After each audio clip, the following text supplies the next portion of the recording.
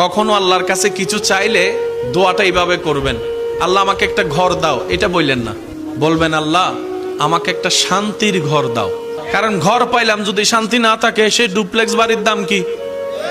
কখনো সন্তান চাইবেন না, বলবেন আল্লাহ আমাকে একটা নেককার সন্তান দাও।